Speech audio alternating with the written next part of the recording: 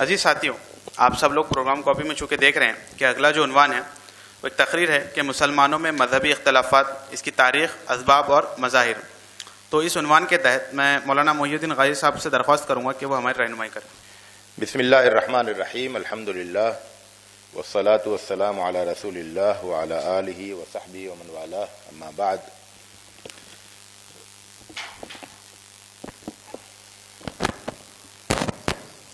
تو آج اس ایک اہم موضوع پر گفتگو کریں گے، اور وہ ہے مسلمانوں میں مذہبی نوعیت کے اختلافات، یا جن کا تعلق جو ہے وہ دین اور مذہب سے ہے۔ ظاہر اختلافات کئی طرح کے ہو سکتے ہیں، نسلی اختلاف ہیں، قومی اختلاف ہیں، رنگ و نسل کے، زبان کے اختلافات ہیں، لسانی اختلافات، اور یہ سب پائے جاتے ہیں امت مسلمہ میں جگہ جگہ۔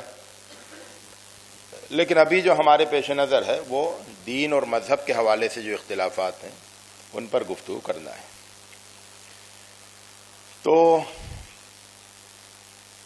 جب ہم اختلافات کی بات کرتے ہیں تو ہمیں ایسا محسوس ہوتا ہے کہ مسلمانوں میں بہت زیادہ اختلافات ہیں، ہے نا، اور مسلمان جو ہیں وہ مختلف مسلکوں میں اور عقیدوں میں بٹے ہوئے ہیں، اور وہ ایک دوسرے سے بہت دور ہیں، اور انہوں نے دین کو ٹکڑے ٹکڑے کر دیا ہے۔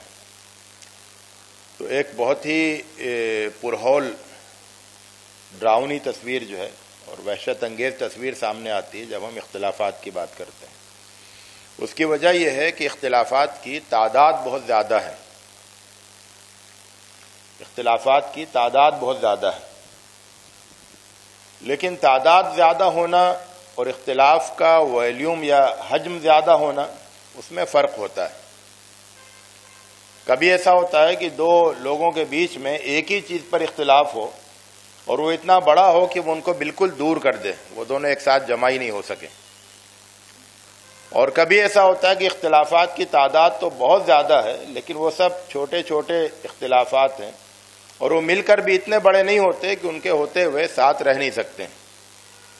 تو ہمارا تجزیہ یہ ہے کہ جو اختلافات امت میں مذہب کے حوالے سے یا مذہبی نوعیت کے پائے جاتے ہیں وہ اپنی تعداد کے لحاظ سے تو بہت زیادہ ہیں، لیکن اپنے حجم کے لحاظ سے، مجموعی حجم کے لحاظ سے بھی وہ اتنے زیادہ نہیں ہیں کہ ان کے ساتھ ایک امت بن کر نہیں رہ سکے۔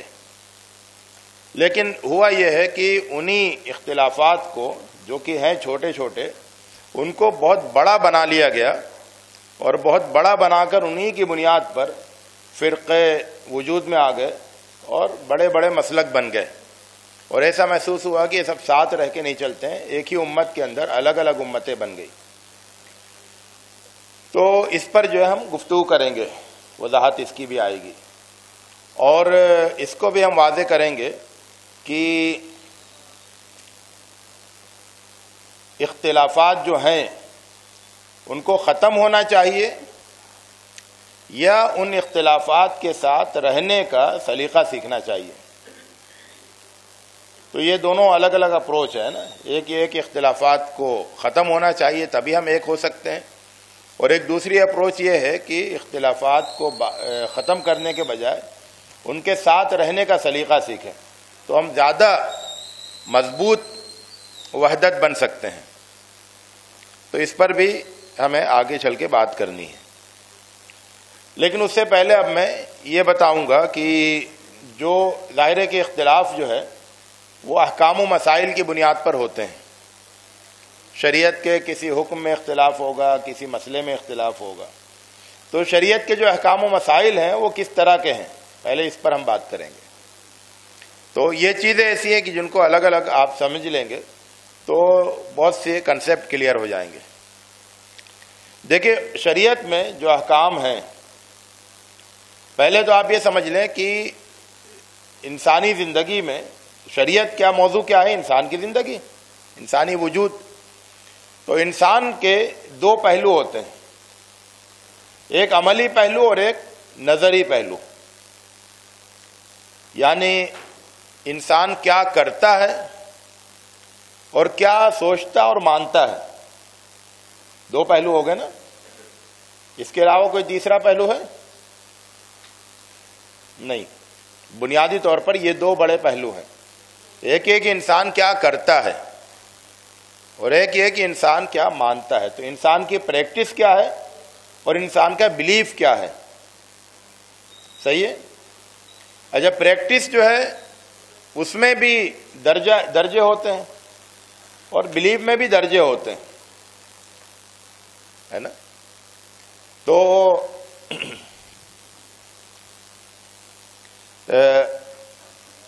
شریعت میں جو احکام ہیں جس میں نظری بھی ہیں اور عملی بھی ہیں, ان دونوں کو ملائیں تو کچھ تو وہ احکام ہیں جن کی حیثیت دین میں ضروری احکام کی ہے, یعنی جن کے بغیر دین باقی نہیں رہ سکتا ہے, جن کے بغیر دین باقی نہیں رہ سکتا ہے. تو ان کو ہم ضروری احکام کہتے ہیں, دین کے ضروری احکام. یہ جو دین کے ضروری احکام ہیں جن کے بغیر دین ہوتا ہی نہیں ہے, یہ قرآن کی نص سے ثابت ہیں, یعنی قرآن سے ثابت ہے صاف صاف, اس میں کسی اجتہاد کی گنجائش نہیں ہے. اور جو متواتر سنت ہے اس سے بھی ثابت ہے, اور اسی لیے ان میں اختلاف نہیں پایا جاتا ہے. امت میں ان چیزوں کو لے کے اختلاف نہیں پایا جاتا. جیسے اسلام کے 5 ارکان ہیں, کلمہ توحید, رسالت ہے, اور نماز, روزہ, زکوٰۃ, حج. تو اب ان میں کوئی اختلاف نہیں ہے نا, سب لوگ ان پر متفق ہیں. تو یہ اچھا ان میں سے اگر کسی چیز کو دین میں سے نکال دیں تو دین ختم ہو جائے گا. اسی طرح ایمان کی بات ہے, اللہ پر ایمان, رسول پر ایمان, یعنی ادھر تو نماز, روزہ, زکوٰۃ, حج یہ سب تو اعمال ہیں, ہے نا. شہادت کی ادائیگی بھی ایک عمل ہے. لیکن جیسے ایمان ہے, اللہ پر ایمان, رسول پر ایمان, فرشتوں پر ایمان, کتاب پر ایمان, یوم آخرت پر ایمان. تو یہ جو ایمانیات ہیں تو ان میں بھی کسی کا اختلاف نہیں ہے, اور یہ بھی دین کے ضروری حصے ہیں کہ اگر ان میں سے کوئی نکل جائے تو دین جو ہے, دین کی عمارت گر جائے گی. تو ایمان کے ارکان ہو چاہے اسلام کے ارکان ہو, اگر وہ گر جائیں گے, ان میں سے ایک بھی گر جائے تو دین کی عمارت گر جائے گی. تو ایسی چیزیں جن پر دین کی عمارت قائم ہے اور جن کا دین میں ہونا ضروری ہے, تو ان میں کوئی اختلاف نہیں ہے امت کے درمیان. ٹھیک ہے نا. یہ ایک بہت بڑا جو ہمارے مسلمانوں میں مذہبی اختلافات کی جب ہم تاریخ کی بات کریں گے تو اس بات کو سمجھنا ضروری ہے. تو پھر اختلاف کن چیزوں میں ہے؟ اختلاف جو ہے وہ یا تو ان احکام میں ہے جو دین میں ضروری کا درجہ نہیں رکھتے ہیں,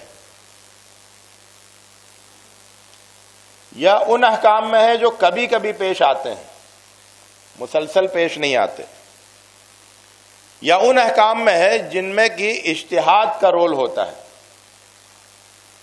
دیکھیں شریعت کی کچھ چیزیں جو ہیں وہ اجتہاد کے ذریعے سے معلوم ہوتی ہیں, ہوتی شریعت ہی کی ہیں, اور کچھ چیزیں جو ہیں وہ نص کے ذریعے معلوم ہوتی ہیں. نص, نون صاد نص, یعنی قرآن اور سنت کے ذریعے سے معلوم ہوتی ہے. تو جو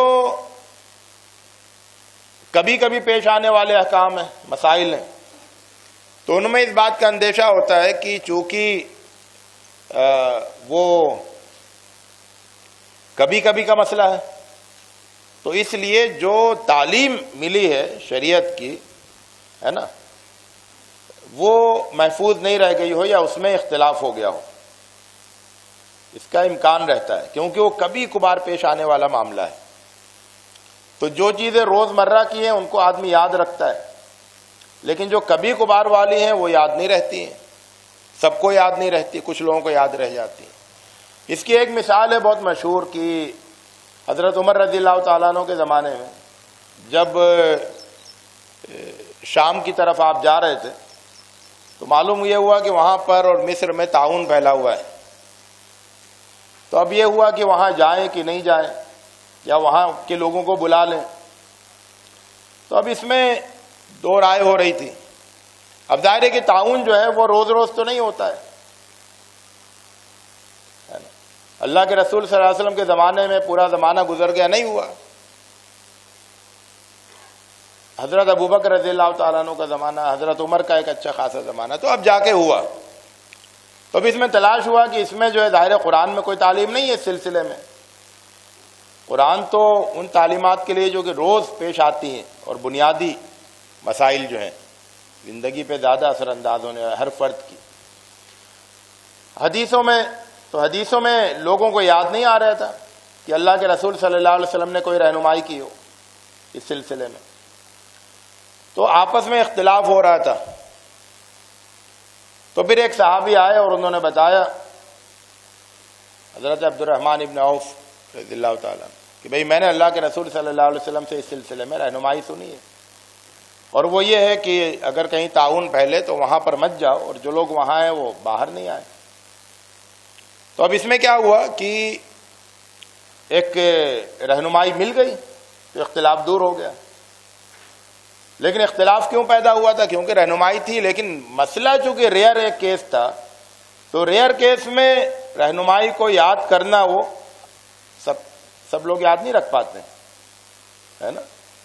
تو اس لیے کبھی بہت سارے اختلافات اس وجہ سے ہوتے ہیں کہ کوئی ریئر سچویشن ہے تو اس میں کسی کے پاس اس کی پہنچی رہنمائی اور کسی کے پاس نہیں پہنچی. اسی لیے امام ابو حنیفہ, امام شافعی وغیرہ جب یہ کہتے ہیں کہ اگر میرے مسلک سے, میری رائے سے کوئی حدیث ٹکرائے تو حدیث کو قبول کرو میری رائے کے مقابلے میں. مطلب یہی ہے کہ ظاہر ہے کہ میری رائے, امام ابو حنیفہ اور امام شافعی کس مسئلے میں رائے دیں گے؟ اس مسئلے میں رائے دیں گے جس مسئلے میں ان کو کوئی حدیث ملی نہیں ہوگی, یعنی کوئی ریئر کیس ہوگا. جو روٹین کے کیسز ہیں ان میں تو سب کو معلوم ہے اللہ کے رسول کی اور شریعت کی رہنمائی. تو جو ریئر کیس ہیں ان میں کوئی آئے گا پوچھنے, اور آپ جب اس میں اپنی رائے سے فیصلہ دیں گے, اپنے اجتہاد سے فیصلہ دیں گے, تو اس کی وجہ یہ ہوگی کہ حدیث نہیں تھی, معلوم نہیں تھی.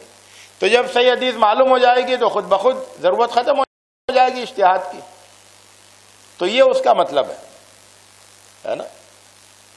تو اب ایسے بہت سارے کیسز جو ہیں وہ فقہا کے درمیان پیش آئے جن کی وجہ سے ان میں آپس میں اختلاف ہوئے, اور ان اختلافات کو بعض دور ہوئے, بعض باقی رہے, ہے نا. اسی طرح سے اجتہادی جو مسائل ہیں اللہ تعالیٰ نے کیا کیا, شریعت اس طرح سے دی ہے کہ اس میں ایک حصہ جو بہت ضروری ہے امت کی رہنمائی کے لیے اس کو منسوخ کر دیا, یعنی نص کی رہنمائی ہے. تو نص کی رہنمائی ہے تو اس میں آدمی سیدھے ڈائریکٹ رہنمائی حاصل کر لیتا ہے. لیکن پھر ایک بہت بڑا اسپیس ہے زندگی کا جس میں کہ آپ ڈائریکٹ رہنمائی نہیں حاصل کریں گے بلکہ اجتہاد کر کے انڈائریکٹ رہنمائی حاصل کریں گے. تو یہ جو بڑا اسپیس ہے انڈائریکٹ رہنمائی کے لیے جس کو ہم اجتہاد کہتے ہیں, اس میں اختلاف کی پوری گنجائش ہوتی ہے. کیونکہ جب اجتہاد کرنا ہے تو اجتہاد کیا آدمی اپنے دماغ سے کرے گا, تو انسانی عمل ہوگا. انسانی دماغ ایک طرح سے تو نہیں سوچتے ہیں, ایک طرح سے نہیں دیکھتے ہیں, تو نقطہ نظر بدلیں گے, ہے نا. الگ الگ ذہن سے الگ الگ لوگ سوچیں گے. تو اس طرح کیا ہوتا کہ ایک ہی مسئلے پر دو لوگ الگ الگ طریقے سے سوچ رہے ہیں اور الگ الگ نتیجے پر پہنچ رہے ہیں. سمجھ رہے ہیں؟ تو یہ ایک وجہ ہے اختلاف کی کہ اجتہادی جو مسائل ہیں ان میں اختلاف ہوا. تو ہم نے کیا بتایا کہ ایک تو اجتہادی مسائل میں اختلاف ہوا, دوسرے جو ریئر کیسز ہیں کبھی کبھی پیش آنے والے واقعات ان میں اختلاف ہوا, اور کبھی ایسا ہوتا ہے ایک تیسری شکل یہ ہے کہ جب ہم جو نارمل پریکٹس جو بتائی گئی ہے اس سے ہٹ جاتے ہیں تو پھر اختلاف پیدا ہوتا ہے کہ اب کیا کیا جائے. ایک ہمیں پریکٹس اسٹینڈرڈ پریکٹس بتائی گئی, تو جو شریعت کی اسٹینڈرڈ پریکٹس ہے اس سے ہٹنے کے نتیجے میں سچویشن ایک مختلف پیدا ہوتی ہے تو اس میں اختلاف پیدا ہوتا ہے نا. کہ مثال کے طور پر بتایا گیا طلاق کا ایک طریقہ بتایا گیا کہ بھئی ایک طلاق دو اور یہ کافی ہے نا. جدائی اختیار کرنے کے لیے شوہر اور بیوی کے درمیان ایک طلاق کا ہونا کافی ہے. لیکن اب کسی نے جو ہے ایک مجلس میں 3 طلاق دے دی تو اس نے اسٹینڈرڈ پریکٹس کو فالو نہیں کیا, چھوڑ دیا, تو ایک ایکسیپشنل سچویشن پیدا ہو گئی. اس میں اختلاف ہو جائے گا کہ اب اس میں کیا کیا جائے, کیونکہ جو شریعت کی واضح رہنمائی ہے وہ تو اسٹینڈرڈ پریکٹس کے بارے میں ہے. یہ آپ سمجھ لیں کہ شریعت کی جو واضح رہنمائی ہے وہ اسٹینڈرڈ پریکٹس کے بارے میں, اور ہم جب اسٹینڈرڈ پریکٹس سے ہٹیں گے تو پھر ہمیں شریعت کی رہنمائی حاصل کرنے میں دشواری ہوگی اور آپس میں اختلاف بھی ہوگا. تو یہ بات ہو گئی ہے. تو اس طرح سے ہم دیکھیں گے کہ شریعت کے کچھ مسائل اور کچھ اسپیس ایسا ہے کہ جس میں اختلاف کی گنجائش نہیں ہے اور اختلاف اس میں ہوتا نہیں ہے, اور وہ شریعت کا بیسک حصہ ہے اور اسٹینڈرڈ پریکٹس ہے نا. اس میں عام طور سے اختلاف نہیں ہے. تو اختلاف جو ہے وہ اس طرح کی چیزوں میں. دوسرے یہ ہے کہ ایک ہوتے ہیں اصول, عمل کے بھی اور نظر کے بھی. ہم نے بتایا تھا نا عملی اور نظری 2 پہلو ہوتے ہیں. تو عمل اور نظر دونوں کے کچھ اصول ہوتے ہیں, اصولی باتیں, اور باقی سب فروعی باتیں ہوتی ہیں. جیسے اصولی بات کیا ہے کہ آپ کو 5 وقت کی نماز پڑھنا ہے, یہ اصولی بات ہے. ٹھیک, 5 وقت کی پڑھنا یہ اصولی بات ہے. نماز میں کہ یہ ارکان ہے, یعنی قیام, رکوع, سجدہ, قعدہ, تو یہ اصولی بات ہے. صحیح ہے. اب اس کے بعد پھر نماز کی کچھ فروعی باتیں, یعنی یہ وہ چیزیں جن کے بغیر نماز ہوگی نہیں, اور نماز نہیں ہوگی تو دین نہیں ہوگا. تو یہ اصول ہے نا, کہ دین کے لیے نماز ضروری ہے تو نماز اصول ہوئی. نماز کے لیے نماز کے ارکان ضروری ہیں تو وہ ارکان اصول ہوئے. لیکن پھر فروع ہیں کچھ کہ جس میں وہ ساری, تو جتنے اختلافات ہیں نماز کے وہ سب فروع میں ہیں, نماز کے اصول میں نہیں ہے اور خود نماز میں نہیں ہے. سمجھ رہے ہیں نا. تو ایک بات تو یہ سمجھ لیجئے کہ اختلافات زیادہ تر امت کے جو ہیں وہ فروع میں ہیں, اصول میں نہیں ہے.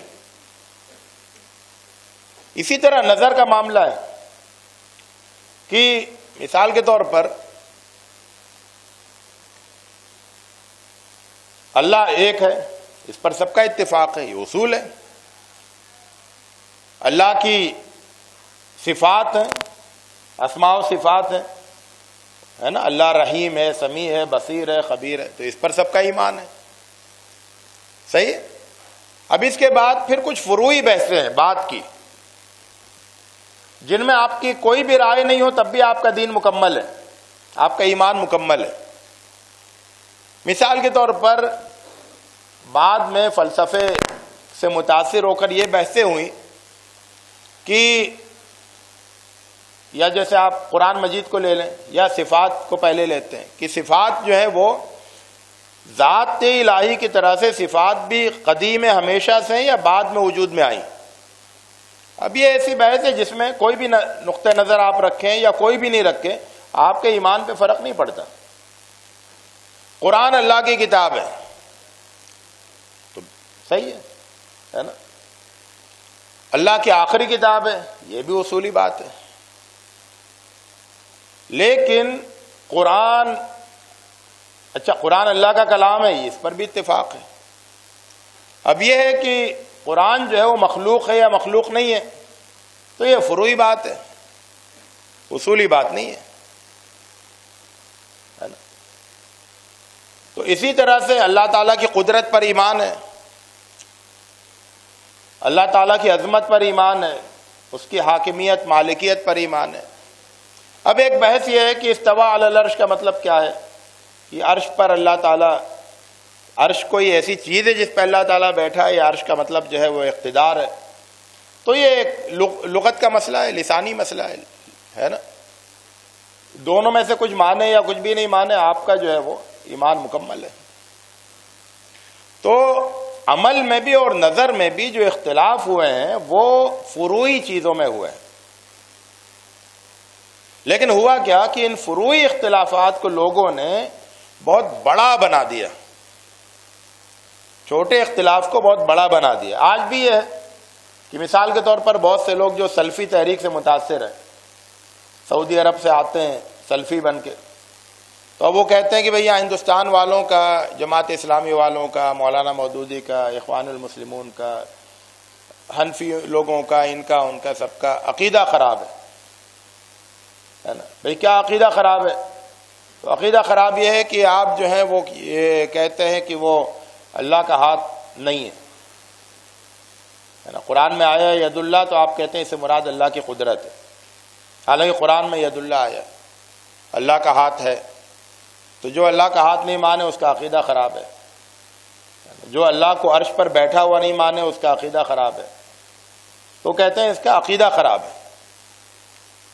تو عقیدہ خراب ہے تو اہل سنت سے خارج ہے، اہل سنت والجماعت سے. تو یہ جو ہے یہ ان سے یہ کہا جائے گا بھئی دیکھو یہ تو عقیدے کی بات ہی نہیں ہے، یہ اصول کی بات ہی نہیں ہے، ایمان کا اس پر انحصار ہی نہیں ہے، یہ تو بات کی زبانی بحثیں ہیں کہ بھئی اس لفظ کا یہ مطلب ہے یا یہ مطلب ہے، اس محاورے کا یہ مطلب ہے یا یہ مطلب ہے.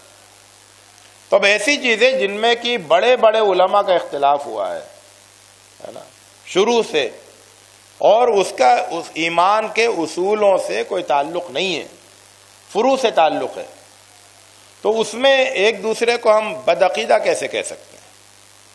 ایک دوسرے کے بارے میں یہ کیسے کہہ سکتے ہیں کہ اس کا عقیدہ خراب ہے اور یہ اہل سنت سے خارج ہے؟ نہیں، یہ تو اجتہادی معاملات ہیں. آپ کا اجتہاد یہ کہتا ہے، ان کا اجتہاد یہ کہتا ہے. امام ابن تیمیہ کا اجتہاد کہتا ہے کہ استواء علی العرش کا مطلب عرش پر بیٹھے ہیں. امام نووی کا اجتہاد یہ کہتا ہے کہ نہیں، اس کا مطلب یہ ہے کہ اللہ کی قدرت، اللہ کا اقتدار.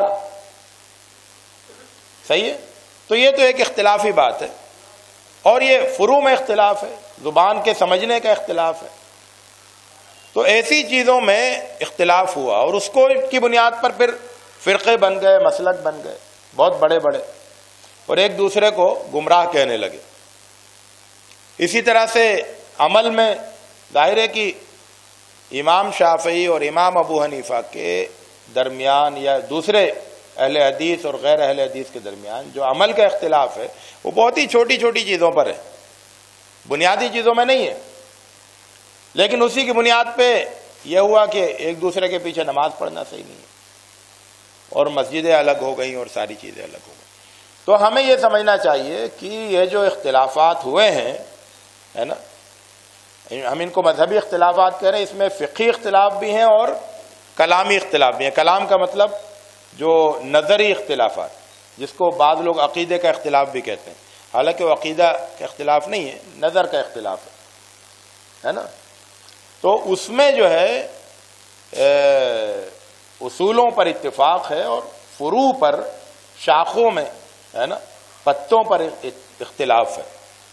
ایک وہ ہوتی ہے نا، درخت ہوتا ہے تو اس کا تنا ہوتا ہے، پھر تنے کی موٹی موٹی شاخیں ہوتی ہیں، پھر ان میں سے کچھ پتلی پتلی شاخیں نکلتی ہیں، تو ان پتلی شاخوں میں اختلاف ہے.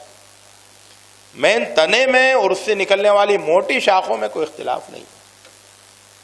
اس کا مطلب یہ ہے کہ دین محفوظ ہے، اصل دین جو ہے وہ محفوظ ہے. تو یہ بات ہمیں اچھی طرح سمجھنا چاہیے.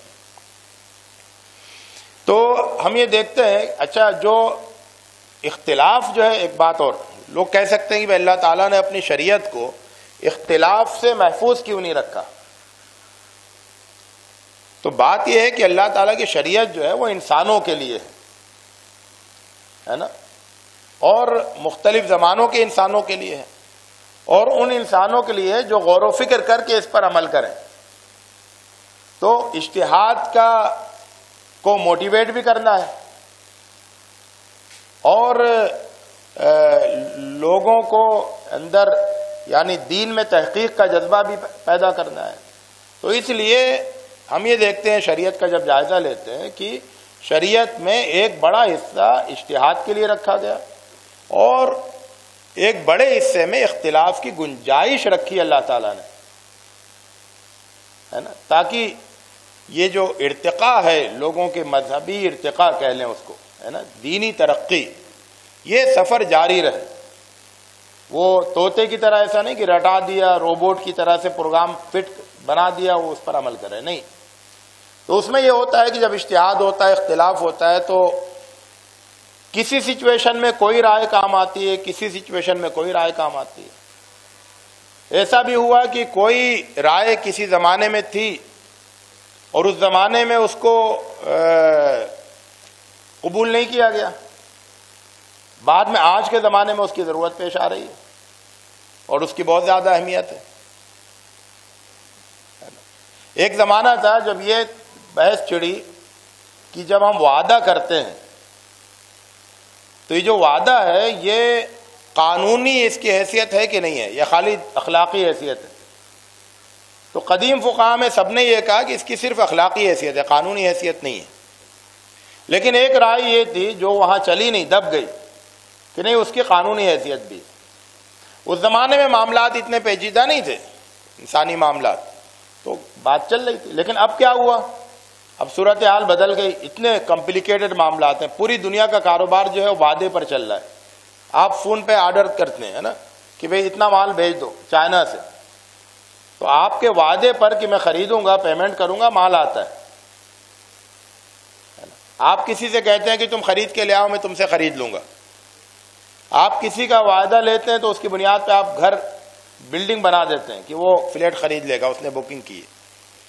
تو یہ وعدے کی بنیاد پر اتنا بڑا بزنس چل رہا ہے، اگر وعدے کو آپ نکال لیں گے تو سارا کاروبار جو ہے بند ہو جائے گا۔ تو آج جو ہے وہ لوگ دوبارہ لوٹے اس رائے کی طرف اور انہوں نے کہا نہیں، وعدے کی تو قانونی حیثیت ہونی چاہیے۔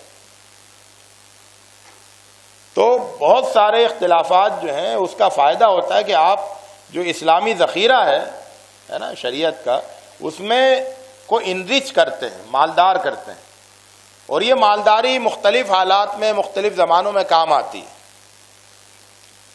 تو اس لیے ان اختلافات کی جہاں گنجائش رکھی ہے وہاں ان اختلافات کے بڑے فائدے ہیں، لیکن یہ اللہ کی حکمت ہے کہ اس نے گنجائش جو ہے وہ دین کے اصولوں میں نہیں رکھی ہے، دین کی شاخوں، پتلی شاخوں میں رکھی ہے۔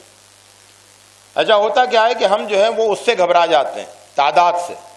اب ہے کیا کہ درخت آپ دیکھ رہے ہیں نا، درخت کا تنا ہے، موٹی شاخیں، پھر پتلی پتلی شاخیں بہت سی۔ اب اگر ایک آپ کو دکھائے کہ کوئی بیماری ہے اور وہ 100 پتلی شاخوں میں لگ گئی ہے، 1000 پتلی شاخوں میں سے 100 پتلی شاخوں میں بیماری لگ گئی ہے، تو آپ کو تشویش نہیں ہوگی۔ کیوں؟ کیونکہ آپ کہیں گے بھئی یہ پتلی شاخیں کاٹ دیں گے یا علاج کر دیں گے، پیڑ تو محفوظ ہے۔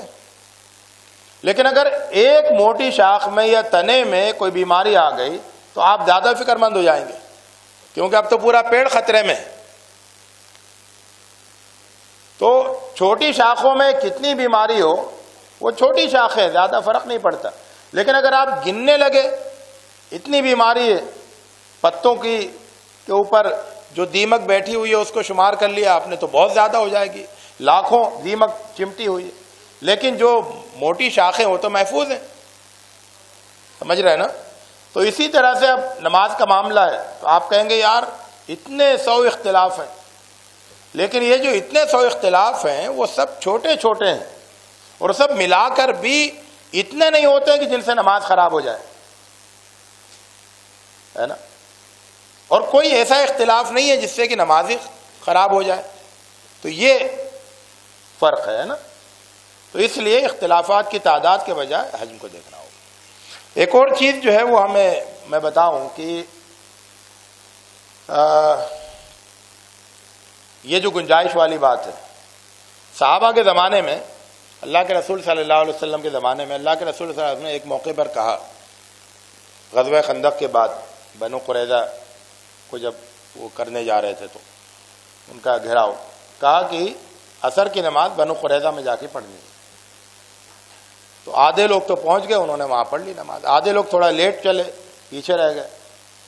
مغرب کا وقت قریب آ گیا، اب کیا کریں گے؟ اختلاف ہو گیا کہ بھئی راستے میں پڑھ لیں، مغرب کا وقت ہو گیا، یا نہیں اللہ کے رسول نے کہا وہاں پہنچ کے پڑھنا ہے تو وہاں جا کے پڑھیں مغرب کے وقت میں۔ یعنی وقت نکلنے کے بعد اختلاف ہو گیا. تو اختلاف اس طرح سے ہوتا ہے, حکم ایک ہی ہے لیکن سچویشن کو دیکھتے ہوئے ایک پہلو یہ نکل رہا ہے, ایک پہلو یہ نکل رہا ہے, تو اس طرح سے اختلاف ہوتا ہے. اللہ کے رسول صلی اللہ علیہ وسلم نے اس اختلاف کو اپریشیٹ کیا کہ اسی کے ذریعے سے انرچ ہوگی نا شریعت انسانی کاوشوں سے. تو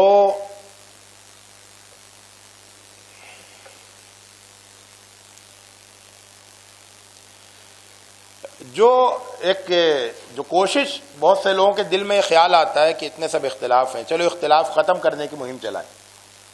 تو اختلاف ختم کرنے کی مہم جو ہے یہ چلانا یہ فطرت کے خلاف ہے, یہ شریعت کی روح کے بھی خلاف ہے. اختلاف ختم کیے ہی نہیں جا سکتے, نہ کرنا چاہیے, ہے نا, اس کی ضرورت نہیں ہے. اصل کیا ہے کہ اختلافات کے سلسلے میں ہمارا رویہ تبدیل ہو جائے. تو مسائل میں اختلاف باقی رہے, ہمارے رویے میں درستگی اور اعتدال آ جائے, تو ہم ہر چیز کو اس کے صحیح حجم میں دیکھنے لگیں. چھوٹے اختلاف کو چھوٹا اختلاف سمجھیں, اجتہادی اختلاف کو اجتہادی اختلاف سمجھیں, بڑے اختلاف کو بڑا اختلاف سمجھیں. تو پھر ہمارا کیا ہے, رویہ درست ہو جائے گا. تو یہ اصل میں ہے جس پر کہ ہمیں فوکس کرنا ہے کہ ہمارا رویہ جو ہے اختلافات کے سلسلے میں وہ درست ہونا چاہیے. تو اسی پر میں اپنی گفتگو کو ختم کرتا ہوں. شاید کچھ باتیں واضح ہو گئی ہوں گی. کچھ واضح ہوئی کہ نہیں, سمجھ میں آئی؟ ٹھیک, سوال کا بھی سیشن ہے کچھ کہ نماز کا طریقہ پورا کا پورا امت کو تواتر کے ساتھ ملا ہے. یعنی پوری امت نماز پڑھ رہی تھی, اس کو دیکھتے ہوئے پوری امت نے نماز پڑھی, اس کو دیکھتے ہوئے پوری امت نے نماز پڑھی. تو اس میں ایک تو وہ طریقے ہیں جو کہ تواتر کے ساتھ مختلف علاقوں میں رائج ہو گئے اسی زمانے میں. کسی ضعیف حدیث کی وجہ سے نہیں رائج ہوئے, کسی اجتہاد کی وجہ سے نہیں رائج ہوئے, یا کسی بدعت کے نتیجے میں نہیں رائج ہوئے, بلکہ وہ تواتر سے منتقل ہو کر رائج ہوئے, ہے نا. تو اب ان کے سلسلے میں پھر حدیثیں بھی آئیں. تو ان حدیثوں کی ان معاملات میں فیصلہ کن حیثیت نہیں ہے نا. اور وہ حدیثیں جو ہیں وہ جس کی تائید کر رہی ہیں اس کی تائید کے لیے وہ کافی ہے, لیکن اس کے تردید نہیں ہوتی دوسرے عمل کی, کیونکہ دوسرا عمل بھی وہ تواتر کے ساتھ آیا ہے. اگرچہ اس کے حق میں کوئی حدیث نہیں. دیکھیں, شریعت کے منتقل ہونے کے, دین کے منتقل ہونے کے دو ذریعے ہیں. ایک جو اصل ذریعہ ہے, بڑا ذریعہ, وہ ہے عملی تواتر کے ساتھ منتقل ہونا,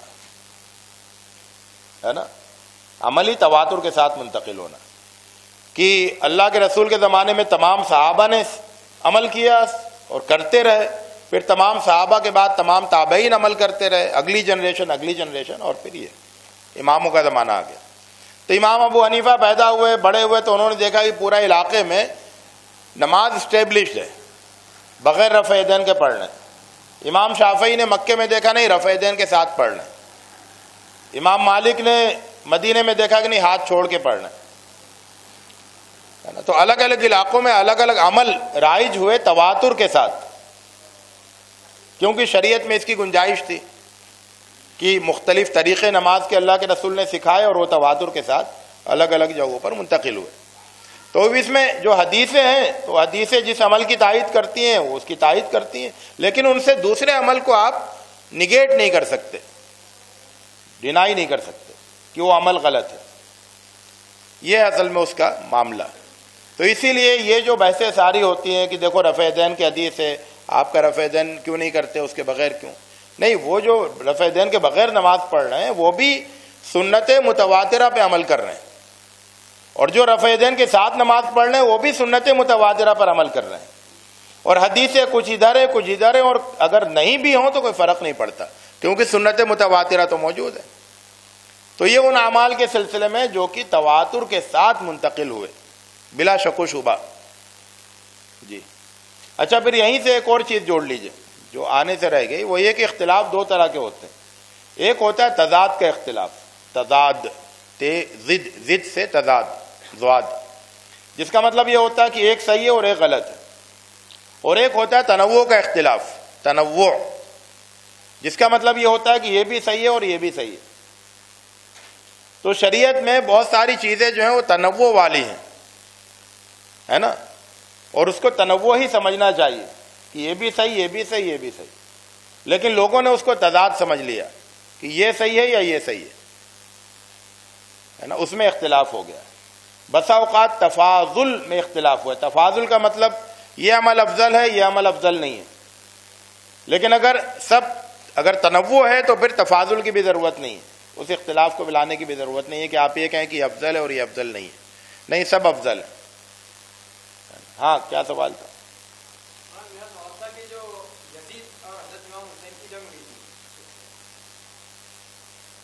وہ جو جنگ ہوئی تو اس میں کچھ لوگ یزید کو صحیح بھی بولتے اور کچھ غلط بھی بولتے، تو اس کے بارے میں نہیں، دیکھیے کیا ہے کہ یزید کے موقف کو صحیح تو کوئی نہیں کہتا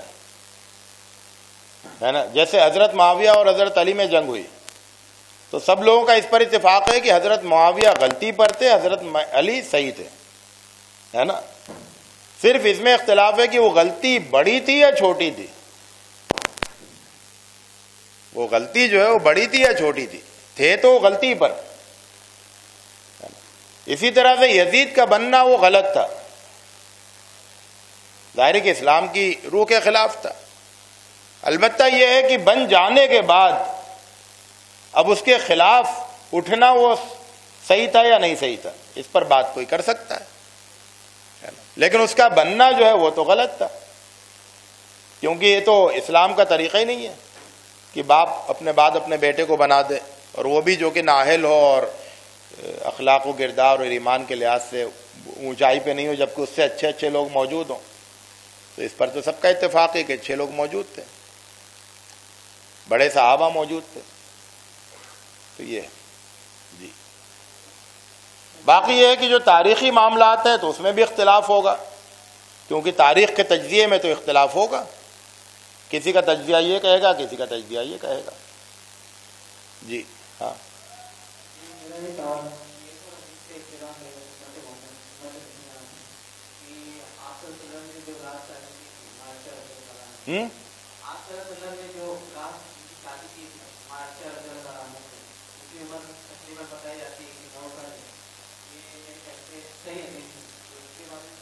نہیں، یہ کیا ہے کہ یہ تو وہی تاریخی مسائل ہیں.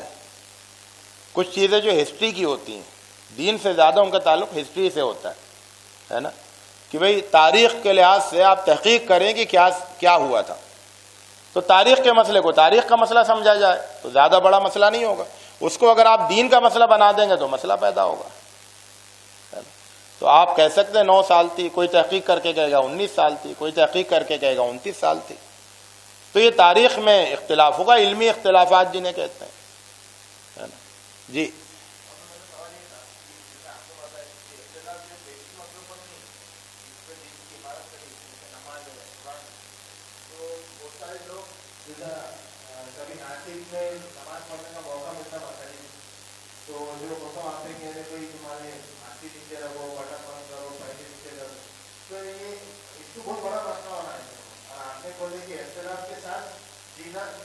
صحیح ہے، صحیح صحیح.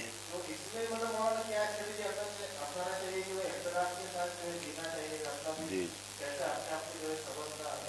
اس میں ایک تو یہ ہے کہ ان کا ذہن بنایا جائے، ان کو یہ سمجھایا جائے پہلے، کیونکہ ان کے ذہن میں کیا بیٹھا ہوا ہے کہ یہ سب ضروری چیزیں، بنیادی چیزیں، اصولی چیزیں. تو ان کو ذہن بنانا پڑے گا کہ بھئی دیکھو یہ اصولی چیزیں ہیں اور یہ آداب ہیں اور یہ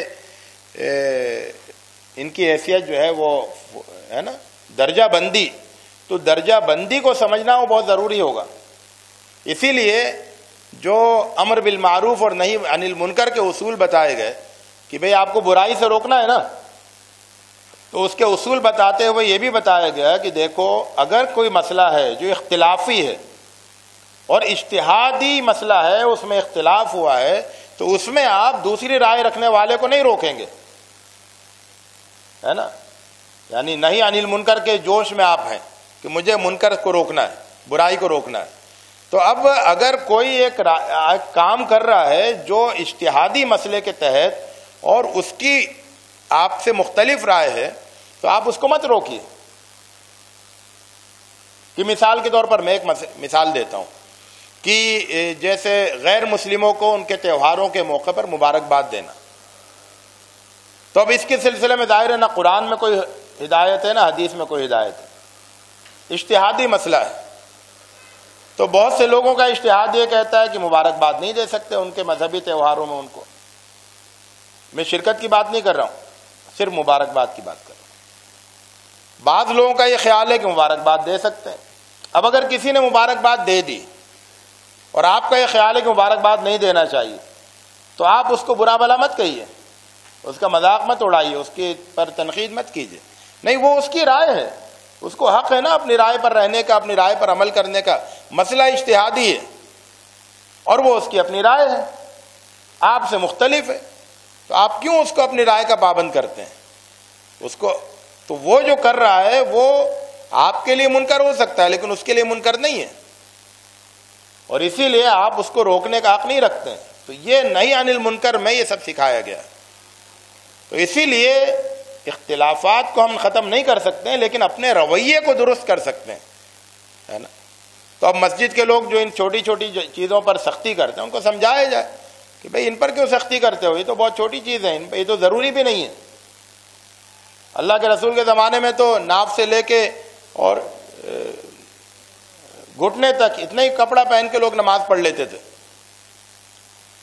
آپ جو ہے وہ ٹوپی پہنانا ضروری سمجھتے ہو. تو یہ جو ہے نا اس پر کی ذہن سازی کرنا ضروری ہے. جی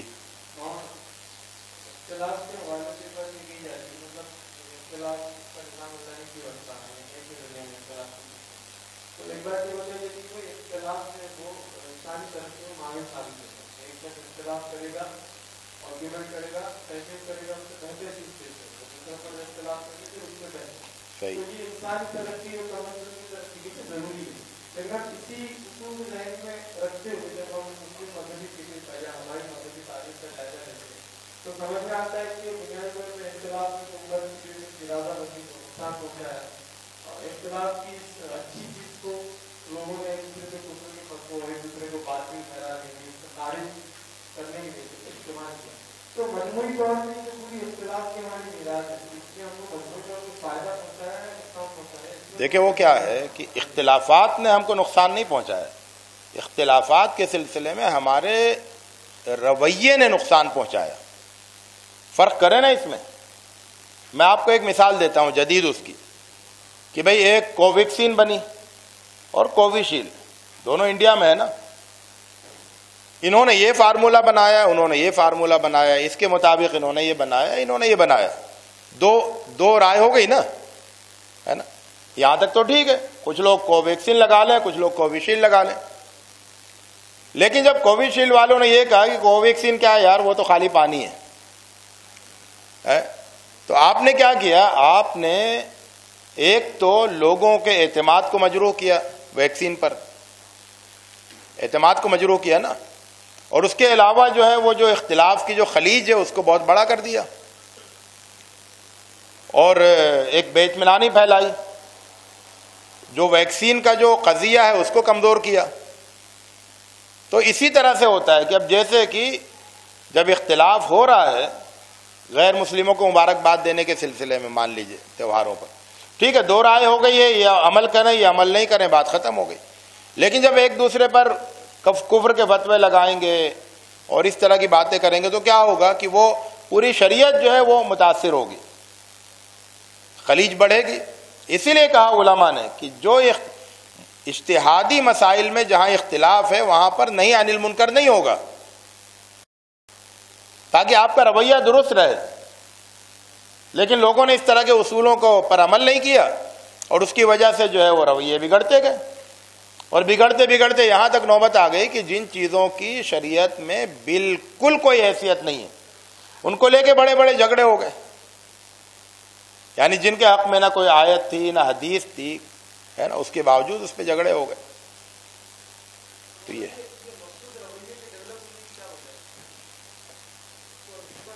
ہاں یہ رویہ کیا ہے نا کہ اصل میں شروع میں تو اجتہاد کا زمانہ تھا، اجتہاد لوگ کر رہے تھے، اس میں آزادی بھی تھی، وسعت بھی تھی، کشادگی بھی تھی، سلسلہ چل رہا تھا۔ بعد میں کیا ہوا کہ اجتہاد کرنے والے کم ہو گئے، تقلید کرنے والے بڑھ گئے، اور تقلید کے ساتھ ساتھ پھر اس میں وکالت بھی شامل ہو گئی، یعنی آپس میں ایک کمپٹیشن شروع ہوا، ایک مقابلہ آرائی شروع ہوئی کہ ہمارے امام کی رائے جو ہے وہ زیادہ افضل ہے تمہارے امام کی رائے سے۔ پھر بیچ میں بحثیں شروع ہوئیں، پھر بحثیں اور مناظرے بڑھتے بڑھتے پھر افضل کے بجائے آگے بڑھ کے ہماری رائے سب صحیح ہے، تمہاری رائے سب غلط ہے، وہاں تک پہنچ گئے۔ تو یہ جو ہوتا ہے نا وکالت، اور وکالت میں غلو، اور پھر مباحثے، اور مباحثے میں غلو، یہ ساری چیزیں بڑھتے بڑھتے چیزوں کو بہت بگاڑ دیتی ہیں۔ ایک کتابچہ شائع کیا ہے آپ کے عیسائیوں کے پبلیکیشن نے، وائٹ ڈاٹ نے، کہ عقیدے کے باب میں، ہاں عقیدے کے باب میں مولانا مودودی کا کارنامہ، اور دوسرا ہے دین کے تحفظ اور اجتہاد ہے۔ کیا ہے دوسری کتاب؟ مولانا مودودی کا جو طریقہ تھا اصلاح کا نا، اس کے حوالے، تو اس میں یہ ساری باتیں ذکر ہیں کہ کس طرح سے چیزیں جو ہیں وہ چھوٹی ہوتی ہیں اور بحث و مباحثے وغیرہ وغیرہ کے نتیجے میں وہ بہت بڑی ہو جاتی ہیں۔ مولانا مودودی نے رسائل و مسائل میں اس کی کئی مثالیں دی۔ جی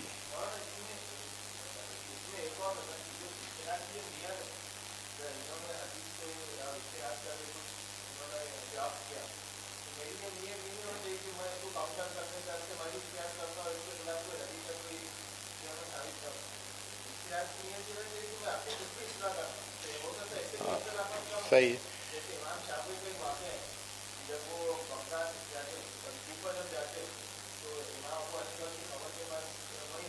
مسجد، ہاں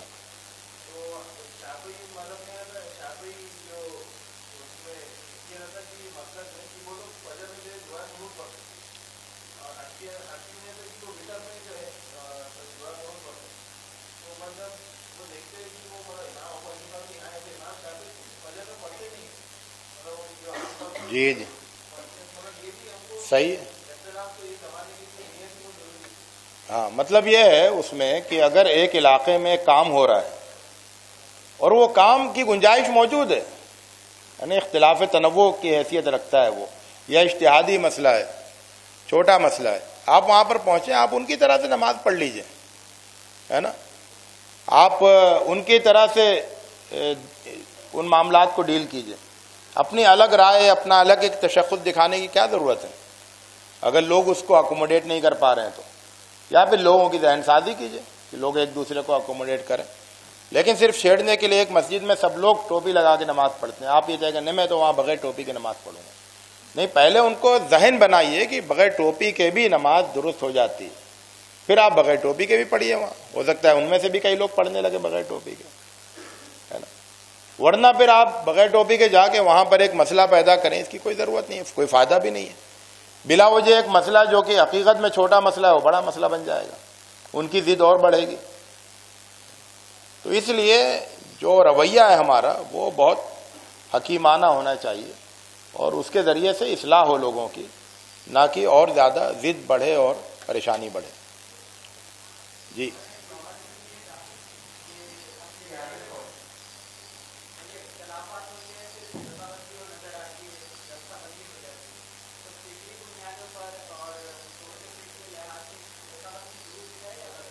نہیں، فرقہ بندی تو ہرگز درست نہیں ہے۔ امت کے اندر جو ہے وہ لائنیں نہیں بننی چاہیے، دیواریں، امت ہی ایک دیوار رہے، ہے نا، امت کے اندر مزید دیواریں بننا جو ہے وہ درست نہیں ہے۔ تو رائے بہت ساری رہیں، اختلافات بہت سارے رہیں، طریقے بہت سارے رہیں، لیکن وہ فرقوں کی شکل اختیار کر لیں، یہ درست نہیں ہے،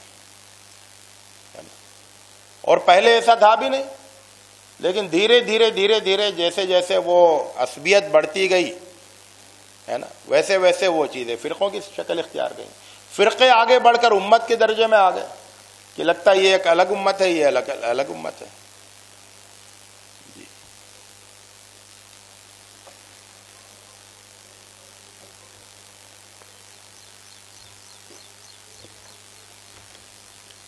جزاک اللہ محترم. یقیناً کچھ اور سوالات بھی کچھ ساتھیوں کے ذہن میں باقی تھے تو آپ لوگ مولانا سے بعد میں استفادہ کر سکتے ہیں. اس کے بعد آپ دیکھ رہے ہیں اگلا جو چیز ہے وہ پینل ڈسکشن ہے. تو جماعت اسلامی کی فکری مبادیات. تو میں اس کے کوآرڈینیٹر برادر زکریا خان سے گزارش کروں گا کہ وہ اس کو آگے فارورڈ کریں.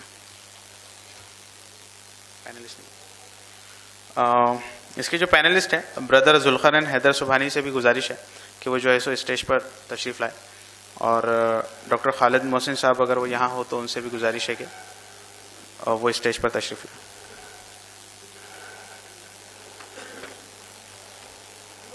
کہنے میں